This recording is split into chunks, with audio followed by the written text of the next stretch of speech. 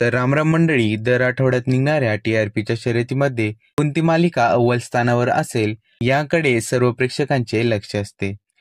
पण यावेळी छोट्या पडद्यावर येणारी मालिका देवयानी या मालिकेतून प्रसिद्ध झालेली अभिनेत्री शिवानी सुर्वे ही आता थोडं तुझं थोडं माझं या मालिकेतून प्रेक्षकांच्या भेटीला आली.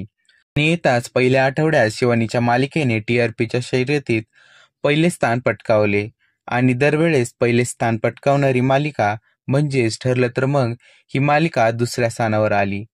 पण यावेळेस आलेल्या टीआरपीच्या रिझल्टनुसार पुन्हा एकदा ठरलं तर मग हिने आपले पहिले स्थान पटकारले. पहिल्या स्थानावर असलेली मालिका थोडं तुझं थोडं माझं ही मालिका आता डायरेक्ट चौथ्या स्थानावर आली आहे. तर दुसऱ्या स्थानावर कालाची लक्ष्मीच्या पावलांनी ही मालिका आहे. आणि तिसऱ्या स्थानावर मुक्ताची प्रमुख भूमिका असणारी मालिका प्रेमाची गोष्ट ही आहे. तर असा होता या आठवड्यातील टीआरपीचा रिझल्ट.